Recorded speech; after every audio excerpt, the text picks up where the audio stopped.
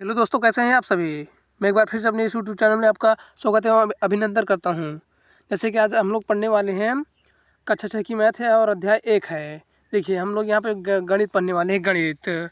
चलिए चैप्टर का नाम हम आपको बता देते हैं। देखिए प्राकृतिक और पूर्ण संख्याएं हैं। प्राकृतिक संख्या किसे कहते हैं, पूर्ण संख्या किसे कहते हैं, आपको हम इस वीडियो में आपको बताएंगे।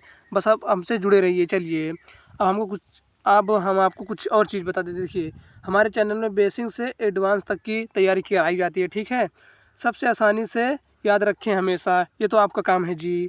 उदाहरण सहित व्याख्या करना, तो उदाहरण भी आपको दिया जाएगा और उसको हल करके बताया जाएगा। तो ये सब चीज़ों को आपको चाहिए तो हमारे इस चैनल पर जुड़े रहिए। और एक हम आपको कुछ बता देते हैं ताकि आपको समझ में आ ही जाएगा। चलिए देखिए, आसान भाषा में पक्की समझ के साथ, आसान भाषा में पक्की समझ के साथ आपको इसका मतलब पता ही होगा जी। चलिए हम आप स्टार्ट करते हैं। देखिए ये रहा हमारा कुछ संख्या किसे कहते हैं जी, हम आपको बता देंगे। रुकिए थोड़ा, संख्या किसे कहते हैं हम आपको बताएंगे इस क्लास में। संख्या कहते किसे हैं। चलिए देखिए, संख्या, हम अपने चारों ओर अनेक वस्तुओं को गिनते हैं और उनकी संख्या को व्यक्त करने के लिए संख्याओं का प्रयोग करते हैं, उपयोग करते हैं, ठीक है। संख्या किसी वस्तु, स्थान, व्यक्ति या समूह की गिनती को दर्शाती है। संख्या का प्रयोग गणना करने, तुलना करने और मापने के लिए किया जाता है। चलिए इतना हमने जान लिया। संख्याओं के बिना हमारा दैनिक जीवन संभव नहीं है। हम समय देखते हैं, पैसे की गिनती करते हैं, उम्र बताते हैं, किताबों के पुष्ट गिनते हैं, विद्यार्थियों की संख्या करते हैं, आदि सभी कार्यों संख्याओं का उपयोग होता है। देखिए चलिए हमने इतना जान लिया और अभी और जान लिया संख्या और संख्या का लेखन क्या होता है। चलिए देखिए हम इसमें जान लेते हैं। वास्तविक वस्तुओं को संख्या, देखिए हम इसके माध्यम से वास्तविक वस्तुओं की संख्या को प्रदर्शित व्यक्त कर सकते हैं। जैसे सेबों की संख्या को 6 से व्यक्त किया जाता है। अभी 6 से बोला है तो इसमें देखिए ये रहा 1, ये रहा 2, ये 3, ये 4, ये 5 और ये 6 सेब हमारे पास यहाँ उपलब्ध हैं, ताकि हम आपको दिखा दे रहे हैं। चलिए अब चित्र के आधार से हम आपको बताते हैं। चित्रों के द्वारा संख्या, हम चित्रों के माध्यम से वस्तुओं की संख्या को प्रदर्शित या व्यक्त कर सकते हैं। जैसे गेंदों की संख्या 4 से व्यक्त किया गया। अब देखिए 4 से क्या इसमें व्यक्त किया गया है, 1, 2, 3, 4 जी गुरुजी, इसमें 4 से व्यक्त किया गया है। अब तीसरा देखते हैं, अंकों के द्वारा संख्या। चलिए हम अंकों के माध्यम से वस्तु संख्या को प्रदर्शित या व्यक्त कर सकते हैं। जैसे पुस्तकों की संख्या 4 से व्यक्त किया गया है। पुस्तकों की संख्या भाई 4 से व्यक्त की गई है, तो हाँ इसमें 4 से देखिए पहली पुस्तक ये रही, दूसरी पुस्तक ये रही, तीसरी पुस्तक, चौथी पुस्तक हमारे पास कह भी दिया कि 4 से व्यक्त कर दिया गया है, यहाँ पे लिखा हुआ है स्क्रीन पे, ठीक है। चलिए अब देखिए आगे, संख्याओं के विभिन्न रूप। संख्याओं के विभिन्न रूप होता है, ये तो आपको भी पता है जी। संख्याओं को अलग अलग रूप में व्यक्त किया जा सकता है। जैसे दिए गए चित्र में 5 विद्यार्थियों की संख्या को विभिन्न अंकों में दर्शाया गया है। देखिए 5 अंकों में हमारे मतलब 5 विद्यार्थी हैं, उसको 5 अंकों में भी दर्शाया गया। पहला है हमारा 11, दूसरा है 12, तीसरा है 26 और चौथा है 15, पाँचवा है 20। तो ये हमारी क्या है, ये विभिन्न प्रकार की हमारी संख्या है, विभिन्न प्रकार के रूप हैं। चलिए हम इतना समझ में आ गया होगा तो हमारे वीडियो को लाइक करते चलिए हम आगे स्टार्ट करते हैं। अब हम जान लेंगे इसमें, देखिए इसमें हम कुछ चीज़ें जानेंगे, जैसा कि हम आपको बता रहे इसमें हम कुछ चीज़ें जानेंगे जी। हो गया। चलिए देखिए, संख्याओं की विशेषताएं। भाई संख्या की विशेषताओं का मतलब क्या होता है। संख्याओं का विशेषताओं का मतलब यह होता है कि हम संख्या का विशेषता का मतलब ये होता है कि कितनी संख्याएं किस प्रकार की और किन किन प्रकार का और किस किस रूप में होती हैं, तो ये हम आपको बता देंगे। चलिए देखते हैं। देखिए क्या है, पहला है प्राकृत संख्या, वे संख्याएं जो गिनती के लिए प्रयोग की जाती हैं। हाँ ये तो बात सच है कि प्राकृत संख्या वे संख्याएं जो गिनती के लिए प्रयोग की जाती हैं। चलिए देखिए अब इसका उदाहरण है 0, 1, 2, 3, 4, 5, 6, 7, 8, 9, इस तरह अनंत तक हो जाएंगी हमारी क्या, प्राकृतिक संख्या। प्राकृतिक संख्या अनंत तक हो जाएंगी प्राकृतिक संख्या। चलिए अब स्टार्ट करते हैं। प्राकृतिक संख्याओं की श्रेणी कहलाती है, तो ये भी हम आपको बहुत बेहतरीन तरीके से बताएंगे इस क्लास में, बस आप हमसे जुड़े रहिए। प्राकृतिक संख्याओं की सबसे छोटी संख्या एक होती है भैया। ये बात सच है कि प्राकृतिक संख्या की सबसे छोटी संख्या एक होती है। चलिए, प्राकृतिक संख्याओं की सबसे बड़ी संख्या निस्वत नहीं होती है। ये बात सच है। आप एक जोड़ेंगे एक संख्या आगे बढ़ जाएगी, प्राकृतिक संख्या में एक जोड़ेंगे एक आगे बढ़ जाएगी, एक फिर वो जो दूसरी संख्या आएगी उसमें एक जोड़ेंगे फिर अगली बढ़े। तो निश्चित बात है भाई कि प्राकृतिक संख्याओं की सबसे बड़ी संख्या निस्वत नहीं होती है। चलिए, प्राकृतिक संख्याओं में शून्य को शामिल नहीं किया जाता है। जी, ये बात सच है कि प्राकृतिक संख्याओं में अगर हम शून्य को शामिल कर दें तो पूर्ण संख्या हो जाएगी। ये बात आ रही होगी आपके मन में कि पूर्ण संख्या क्या होती है, तो वो भी हम आपको बताएंगे बहुत बेहतरीन तरीके से। हम आप हमसे इस तरह से जुड़े रहिए बस। अब देखिए, प्राकृतिक संख्याओं की प्रत्येक संख्या एवं वास्तविक संख्या कहलाती है। चलिए, प्राकृतिक संख्या प्रत्येक संख्या का वास्तविक संख्या भी कहता है। वास्तविक संख्या का मतलब यही होता है, वास्तविक संख्या किन किन संख्या से मिलकर बनी होती है? प्राकृतिक से नहीं मिलकर बनी होती, वो परिमेय से मिलकर बनी होती। चलिए, प्राकृतिक संख्याओं की प्रत्येक संख्या का एक परिमेय संख्या कहलाती है। प्राकृतिक, ये बात सच है भाई कि प्राकृतिक संख्या से ही एक परिमेय संख्या बनती है। चलिए, हम अब आगे चलते हैं। चलिए देखिए, अब हम इसमें प्राकृतिक और पूर्ण संख्या में आपको अंतर बता देते हैं। चलिए देखिए, क्या है कि प्राकृतिक संख्याएं हैं। चलिए, अब देखिए, ये पूर्ण संख्याएं हैं, हमने इतना जान लिया, ठीक है जी। अब देखेंगे कि एक से शुरू होती है। क्या होता है? प्राकृतिक संख्या क्या होती है? एक से शुरू होती है। तो ये बात आप याद रखिए कि प्राकृतिक संख्या एक से शुरू होती है। और क्या होता है? और पूर्ण संख्या जीरो से शुरू होती है। पूर्ण संख्या जीरो से शुरू होती है। किससे शुरू होती है पूर्ण संख्या? जीरो से। प्राकृतिक संख्या एक से। चलिए, अब और जान लेते हैं। इसमें जीरो नहीं शामिल होता है। किसमें जीरो नहीं शामिल होता है? प्राकृतिक संख्या में जीरो नहीं शामिल होता है। चलिए, हम आपको पूर्ण संख्या को बता दें। और इसमें जीरो शामिल होता है, तो पूर्ण संख्या में जीरो शामिल होता है। चलिए, हम आपको इतना बता दिए हैं। चलिए आगे चलते हैं। जैसे देखिए, 1 2 3 डस अनंत तक, ठीक है जी, अनंत तक हो गया। अब इसमें देख लेते हैं कि जैसे 1 0 1 2 3 डस अनंत तक। तो इसे बोलते हैं हम अनंत। इसे बोलते हैं अनंत, बोलते हैं अनंत अनंत अनंत। हम एक बार नहीं 1000 बार रटने के लिए तैयार हैं, लेकिन आपको एकदम बेहतरीन तरीके से हमसे पढ़ना है। हम आपको एकदम बेहतरीन तरीके से बेसिक से आपको ले चलेंगे, आपका हर एक चीज़ मजबूत कर देंगे। चलिए स्टार्ट करते हैं, आगे चलते हैं। अब देखिए, प्राकृतिक संख्या किसे कहते हैं, हम ये भी जान लेते हैं कि प्राकृतिक संख्या कहते किसे हैं। चलिए देखिए, प्राकृतिक संख्या को इंग्लिश में न्यूचुरल नंबर से भी कहते हैं। क्या होता है कि प्राकृतिक संख्या जो होती है उसे इंग्लिश में न्यूचुरल नंबर से भी कहते हैं। चलिए, अब इसकी परिभाषा देख लेते हैं। तो परिभाषा हमारे पास ये है, उपलब्ध है। परिभाषा क्या है? वे संख्याएं जिनका उपयोग हम गिनती, काउंटिंग मतलब जोड़ना, काउंटिंग मतलब होता है जोड़ना, करने के लिए करते हैं, उन्हें प्राकृतिक संख्या कहते हैं। क्या कहते हैं? कि वे संख्याएं जिनका उपयोग हम गिनती करने के लिए करते हैं उन्हें प्राकृतिक संख्या कहते हैं। अब इसका हम उदाहरण देख लेते हैं। तो उदाहरण हमारे पास उपलब्ध है। देखिए, 1 2 3 4 5 6 7 8 9 10 डस अनंत तक हो जाएगी। अनंत का मतलब होता है बहुत दूर तक, जहाँ तक हम अनुमान नहीं लगा सकते। ये बात आपको ध्यान करके चलनी है। चलिए, अब हम आगे चलते हैं। अब देख लीजिए, पूर्ण संख्याओं को इंग्लिश में होल नंबर कहते हैं। होल नहीं, ओल नंबर, होल नंबर कहते हैं। क्या कहते हैं? पूर्ण संख्याओं को इंग्लिश में ओल नंबर कहते हैं। चलिए, इसकी परिभाषा हमारे पास उपलब्ध है, हम जान लेते हैं। परिभाषा देखते हैं क्या होती है परिभाषा। प्राकृतिक संख्याओं में जब हम जीरो को शामिल कर देते हैं तो वे पूर्ण संख्या होती हैं। क्या हो जाती है कि प्राकृतिक संख्या में जब हम जीरो को शामिल कर देते हैं तो वे पूर्ण संख्या हो जाती हैं।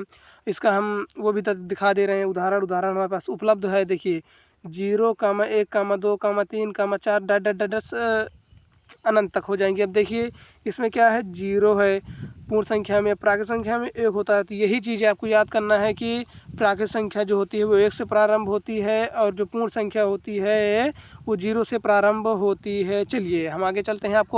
और आपको मेरी वीडियो अच्छी लगी, मेरे पढ़ाया हुआ आपको अच्छा लग रहा है, तो वीडियो को लाइक शेयर सब्सक्राइब करना ना भूले। चलिए स्टार्ट करते हैं। अब देखिए, अभ्यास पे आते हैं हम। अब कहाँ पे आ गए? अभ्यास पे। तो अभ्यास 1 का ए हमारा आप चलेगा, ठीक है। चलिए, हम आपको पहला प्रश्न प्रकार पूरे तरीके से हम आपको सभी प्रश्न आपको दिखा दे रहे हैं, ठीक है। चलिए देखिए, पहला प्रश्न हमारा है, निम्नांकित संख्याओं को संख्याओं में व्यक्त कीजिए। चलिए, हमने मतलब शब्द को अंकों में व्यक्त करना है, ये तो आप लोग जानते ही होंगे, लेकिन अब जो बच्चा नहीं जानता वो हम आपको उसको हम बता दे रहे हैं। चलिए देखिए 427 है पहला, 427 कैसे लिखा जाएगा जानते हैं आप लोग? 427 कुछ इस प्रकार से लिखा जाएगा। ये क्या इस प्रकार से, तो इस पर नहीं करना है, ये क्वेश्चन है जी। ये क्या है? क्वेश्चन है, तो इस पर आपको नहीं करना है, आपको इसमें नहीं करना है, क्वेश्चन है सारे। देखिए कुछ इस प्रकार से हमारे क्वेश्चन हैं, कुछ इस प्रकार से, कुछ इस प्रकार से हमारे क्वेश्चन हैं, ताकि हम आपको दिखा दें। और देखिए आगे चलते हैं। ये देखिए हमारा question question question question question question. अब चलिए इतना हम आपको क्वेश्चन दिखाने के बावजूद मैं आप सब लोगों से यही कहना चाहूँगा कि जितने भी भाई बहन मेरी वीडियो को देख रहे हैं, लाइक शेयर करना ना भूलें, ताकि मेरा भी कुछ बेनिफिट हो। चलिए स्टार्ट करते हैं, आगे चलते हैं हम। देखिए अभ्यास 1 हमारा आ चुका है। देखिए अभ्यास 1 आज हमारा चलेगा। अभ्यास 1 हमारा चलेगा। जिन बच्चों को नहीं पता है किस चैप्टर की कौन सा चैप्टर है और कौन सी मतलब कौन सा चैप्टर है और किस क्लास की बुक है और किसमें की बुक है, ये हम आपको बता दे रहे हैं पहले कि class 6 chapter number 1 subject math चलेगा। मैथमेटिक्स हम आपको बताएंगे। चलिए स्टार्ट करते हैं। प्रश्न नंबर 1 है, देख लेते हैं। अभ्यास 1 हमारा ये है। अब प्रश्न नंबर 1 हम आपको करने से पहले यही कहना चाहेंगे कि आप लोगों को यहाँ से आपको एकदम बेहतरीन तरीके से आपको दिमाग में बैठा कर चलना है कि बहुत बेहतरीन तरीके, तभी आपको समझ में आएगा, नहीं आएगा। चलिए स्टार्ट करते हैं। देखिए पहले नंबर दिया है, निम्नांकित संख्याओं को संख्यकों में व्यक्त कीजिए। निम्नांकित संख्याओं को मतलब होता है शब्दों में। चलिए संख्याओं को में व्यक्त कीजिए, तो संख्याओं का मतलब होता है शब्दों में जी। चलिए स्टार्ट करते हैं। देखिए पहला हमारा प्रश्न है 427 क्या है? 427 और 427 है किस प्रकार से लिखेंगे? 427 हम कुछ इस प्रकार से लिखेंगे, 427 कुछ इस प्रकार से हम लिखेंगे। चलिए हम आगे चलते हैं नंबर बी की तरफ। 3501 है, 3501 हम कुछ इस प्रकार से लिखेंगे। कितना हो जाएगा? 3501 हमारा कुछ इस प्रकार से हो जाएगा। चलिए तीसरे पे चलते हैं, नंबर सी पे। 115 है तो 115 कुछ इस प्रकार से हमारा लिखा जाएगा। ठीक है जी। चलिए अब नंबर डी पे चलते हैं। 79,029 है तो 79,029 हम आपको बता दे रहे हैं। देखिए 79,029 कुछ इस प्रकार से हो जाए। ये हमारे बहुत बेहतरीन तरीके से क्वेश्चन सॉल्व हो गए, यही हमारा आंसर हो जाएगा। चलिए अब चलते हैं प्रश्न नंबर दूसरे की तरफ। चलिए देख लेते हैं हम। नंबर दूसरा प्रश्न क्या है? निम्नांकित संख्याओं को शब्दों में लिखिए। अभी क्या हमने लिखा कि अंकों को शब्दों में लिखा, अब नहीं, अभी हम शब्दों को अंकों में लिखा, अब अंकों को शब्दों में लिखेंगे। चलिए स्टार्ट करते हैं। नंबर 1 की तरफ चलते हैं। देखिए ये हमारा लिखा हुआ, इसे जानने से पहले हम कुछ जान लेते हैं। इसे कहते हैं इकाई, दहाई, सैकड़ा, ये हज़ार हो जाएगा। चलिए तो ये हमने जान लिया है। अब चलिए स्टार्ट करते हैं, हम क्वेश्चन सॉल्व करते हैं। तो देखिए हमारा है 7,000, अरे नहीं ये क्या हो गया। हाँ चलिए देखिए 7,019 हो जाएगा। क्या हो जाएगा जी? 19 हो जाएगा। क्या हो जाएगा? 19। अब नंबर दूसरा पे चलते हैं हम। नंबर दूसरे पे चलिए देखिए नंबर बी पे चलते हैं। ये तो इसे क्या पढ़ा जाएगा? 23,013। इसे क्या पढ़ा जाएगा? 23,013। तो लिखेंगे हम 23,013। क्या हो जाएगा? 23,013 हो जाएगा। चलिए देखिए प्रश्न नंबर आपको पहले समझ में आ गया ही होगा, और दूसरा भी हमने सॉल्व कर दिया है, तो ये भी आपको समझ में आ ही गया होगा। चलिए हम नंबर सी पे चलते हैं। इससे क्या हो जाएगा? 69,379। तो 69,379 हम कुछ इस प्रकार से लिखेंगे। क्या हो जाएगा? 69,379। देखिए क्या हो जाएगा? 69,379। तो ये हमारे नंबर 6 का सोल्व। और चौथा आपके लिए होमवर्क है। चलिए जी चौथा आप अपने से करिए, ताकि आपको भी समझ में आएगा। चलिए हम आगे चलते हैं। देखिए नंबर तीसरा हमारा प्रश्न क्या कह रहा है। नंबर तीसरा, निम्नांकित संख्याओं में अंकों को छांटिए। मतलब ये करना है कि अब बच्चे ये क्वेश्चन देख कर के ही इसका कहते हैं कि हमें नहीं आएगा। क्यों क्यों नहीं आएगा भाई, आप उसको समझिए, उस क्वेश्चन को समझिए तभी तो आपको आएगा ना। चलिए हम आपको समझा करके स्टार्ट करते हैं। देखिए 10 का मतलब क्या है, जो 10 यहाँ पर लिखा है, 10 का मतलब ये है कि 10 किन किन संख्याओं से मिलकर बना है। 10 किन किन संख्याओं से मिलकर बना है। तो 10 किन किन संख्याओं से मिलकर बनता है ये तो आपको पता ही होगा जी। तो 10 बनता है हमारा 1,0 से बनकर, ठीक है जी। और 11 हमारा होता है 1,1 से बनकर। 18 हमारा होता है 1,8 से बनकर। और 0,3 हमारे अलग अलग दिए ही गए हैं। तो चलिए हम अब आगे चलते हैं। प्रश्न नंबर चौथा देख लेते हैं क्या कह रहा है जी। प्रश्न नंबर चौथा देख लेते हैं। प्रश्न नंबर चौथा देखिए, 1,2,3 से बनने वाली 3 अंकों की सभी संख्याएं लिखिए जबकि अंकों की पुनरावृत्ति ना हो। यानी वही संख्या बार बार ना रिपीट हो। पुनरावृत्ति का मतलब यही होता है जी। पुनरावृत्ति का मतलब यही होता है वह संख्या बार बार रिपीट ना हो। चलिए हम आप स्टार्ट करते हैं। देखिए ये हमारा रहा, हम चलिए स्टार्ट कर देते हैं। देखिए 1,2,3 लिखा हुआ है और इसको हम लिख सकते हैं 123 और लिख सकते हैं 213, फिर लिख सकते हैं 231, फिर लिख सकते हैं 312, फिर हो जाता है 321। तो यही हमारे क्या हो जाएंगे, राइट आंसर हो जाएंगे। चलिए आपको ये समझ में आया ही होगा। हम चलते हैं प्रश्न नंबर 5वें की तरफ। देखिए 0,3,5 से बनने वाली 3 अंकों की सभी संख्याएं लिखिए जबकि अंकों की पुनरावृत्ति ना हो। वही बात आ गई ना, पुनरावृत्ति ना हो। यानी पुनरावृत्ति का मतलब क्या होता है, हम आपको प्रश्न नंबर चौथे में बता चुके हैं। वही संख्या बार बार रिपीट ना हो। चलिए हम आप अब इसको सॉल्व करते हैं। देखिए 0,3,5 लिखा हुआ है, 0,3,5 हम लिख सकते हैं लेकिन नहीं लिखेंगे ताकि क्योंकि वो सेम संख्या हो जाएगी। हमको सेम संख्या नहीं चाहिए। चलिए देख लेते हैं। देखिए हो जाएगा 305, 350, ये क्या, ये गड़बड़ा आ गया।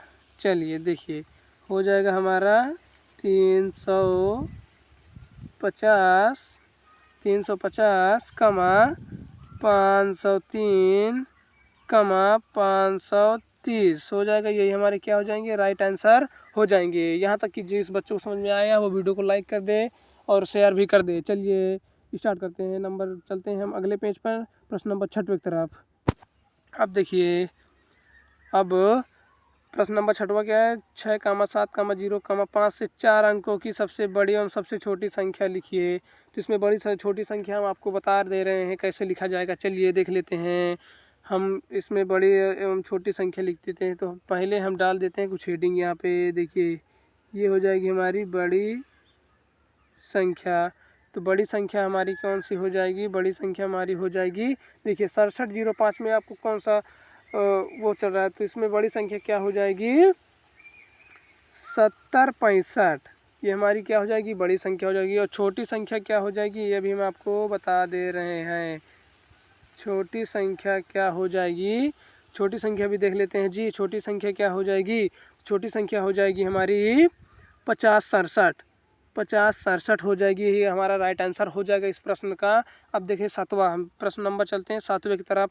7वें की तरफ आइए। आप देखिए 5 अंकों की सबसे बड़ी एवं तथा सबसे छोटी संख्या लिखिए। तो आपको पता ही होगा 5 अंकों की सबसे बड़ी तथा सबसे छोटी संख्या कौन सी होती है। तो घबराने की बात नहीं है, हम आपको बताते चलेंगे। चलिए स्टार्ट करते हैं। 5 अंकों की सबसे के पहले क्या लिखते हैं, बड़ी संख्या। तो बड़ी संख्या क्या कौन सी होती है, तो हर बच्चों को पता होगा 99,999 हमारी क्या हो जाएगी, कौन संख्या हो जाएगी, बड़ी संख्या हो जाएगी जी, बड़ी संख्या।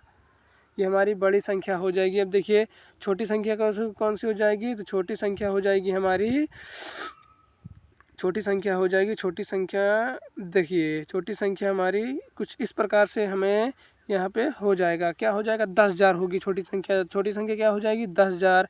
तो ये हमारी हो गई छोटी संख्या, ठीक है जी, छोटी संख्या हो जाएगी। चलिए अब चलते हैं हम अगले पेज पर। इतना आपको समझ में आ ही गया होगा। चलिए स्टार्ट करते हैं प्रश्न नंबर 8वां।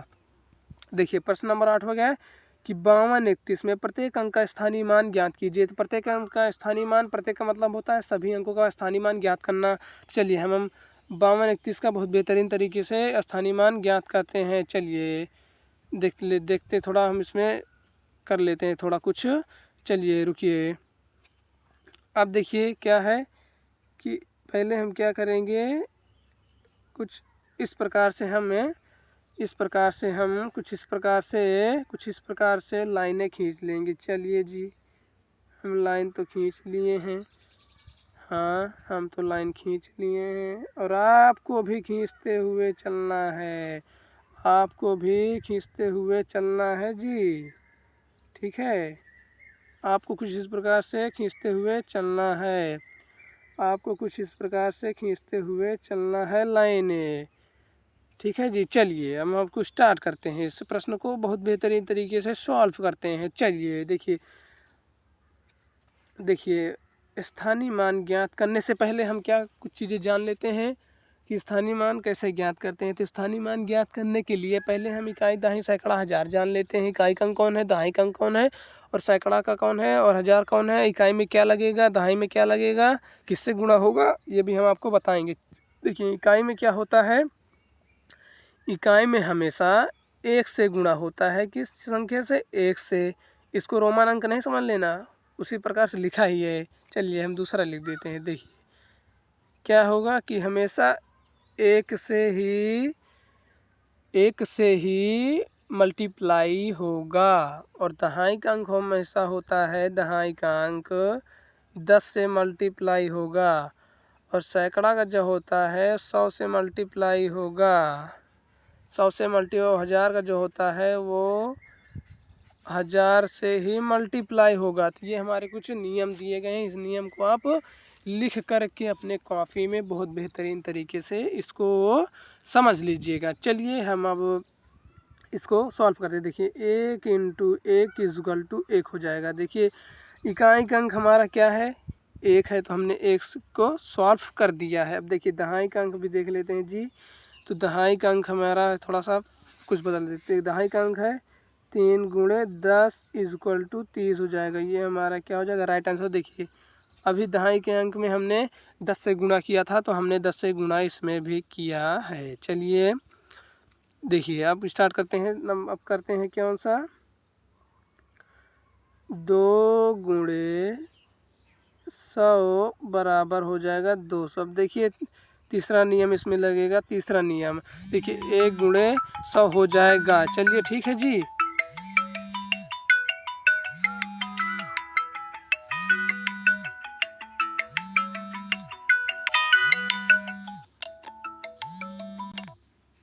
इसमें क्या लगेगा, हमारा तीसरा नियम लगेगा, 1 × 100 = 100 हो जाएगा। देखिए इसमें भी तीसरा हमारे लगा हुआ है। अब देखिए चलते हैं हम अब सॉल्व करते हैं। देखिए ठीक है जी, चलिए देखिए आ रही है तो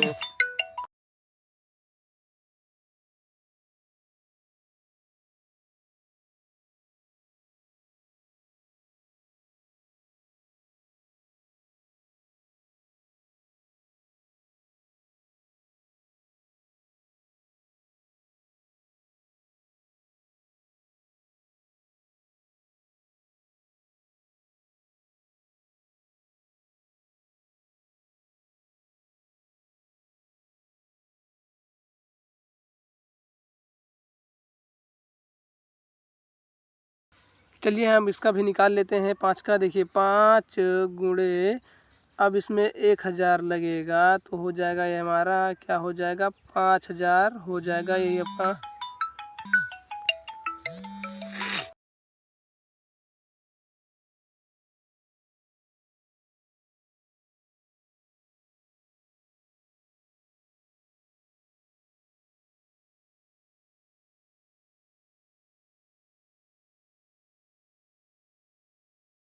ये हमारा क्वेश्चन सॉल्व हो चुका है। अब हम चलते हैं क्वेश्चन नंबर 9 की तरफ। चलिए देख लीजिए 636 में दोनों 6 के स्थानीय मान ज्ञात कीजिए। देखिए अब इसमें स्थानीय मान ही मिलेगा, मैं आपको पहले ही बता दूं इसमें स्थानीय मान ही मिलेगा। चलिए स्टार्ट कर इसको भी देख लेते हैं। देखिए 6 का स्थानीय मान हम कैसे ज्ञात करेंगे, 6 × 1 = हो जाएगा, हमारा हो जाएगा 6, और देखिए 3 का नहीं ज्ञात करना है क्योंकि इसमें 3 का बोला ही नहीं। 6 के स्थानीय, दोनों 6 के स्थानीय मान को ज्ञात करने के लिए बोला है। चलिए 6 का फिर गया 6 गुणे 100 इक्वल टू हो जाएगा 600। तो ये हमारा राइट आंसर हो जाएगा। चलिए इतना आपको समझ में आ गया। अब हम चलते हैं अगले पेज पर।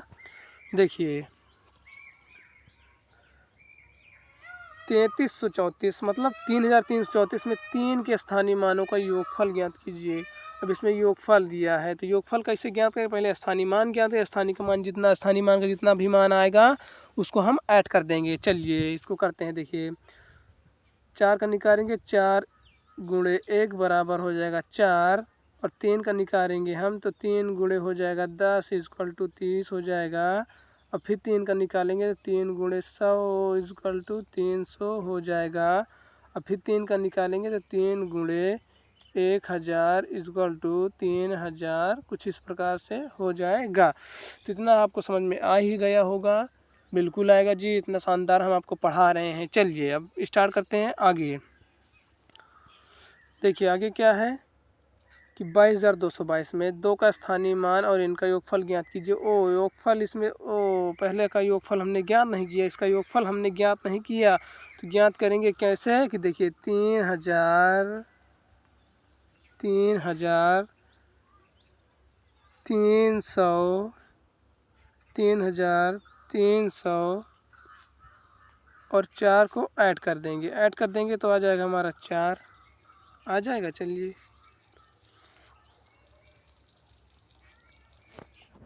ऐड कर देंगे। देखिए इसमें बोला है कि 3334 में 3 के स्थानीय मानों को योगफल ज्ञात कीजिए। तो हम इसमें 4 का कतई भी नहीं निकालेंगे, लेकिन हम निकाल दिए हैं। तो आपको इसमें घबराने वाली बात नहीं है, ये आपको नहीं लिखना है अपने कॉपी पे। अब देखिए हम इसका इसको ऐड कर देते हैं। तो ऐड करेंगे, जब ऐड करेंगे तो ऐड करने के लिए हम आपको दिखा रहे हैं। देखिए ऐड करने के लिए क्या है हमारा, हो जाएगा हमारा 3000 हो जाएगा, फिर हो जाएगा हमारा 300। अरे ऐड हमने तो किया ही नहीं सर, आपने तो ऐड किया नहीं। कोई बात नहीं, फिर से कर लेते हैं जी। 3000 प्लस 300 प्लस 30 क्या हो जाएगा जी, इतना नहीं, फिर से देखिए ऐसे नहीं, इसको मत कीजिए, ऐसे ही कर लीजिए। देखो 3330 को यदि हम ऐड करेंगे तो हमारे पास क्या आ जाएगा, समझ रहे हैं, 0 हो जाएगा, ये 3 हो जाएगा, 3 हो जाएगा, 3। तो 3330 हमारे पास इसका राइट आंसर आ जाएगा। तो आपको बहुत बेहतरीन तरीके से समझ में आ ही गया होगा। चलिए हम आगे चलते हैं। देखिए इसको तो हम पढ़ ही चुके थे, लेकिन फिर से एक बार पढ़ लेते हैं। देखिए क्या है क्वेश्चन, क्या है हमारा क्वेश्चन है 22222 में 2 का स्थानीय मान और इनका योगफल भी ज्ञात कीजिए। वही चीज़ करना है, स्थानीय मान ज्ञात करके योगफल ज्ञात कर देना है। तो इसका हम क्या ज्ञात कर देते हैं, स्थानीय मान। तो देखिए 2 का स्थानीय मान क्या होगा, 2 गुणे 1 बराबर हो जाएगा 2। फिर अगले 2 का क्या हो जाएगा, 2 गुणे इक्वल टू 10,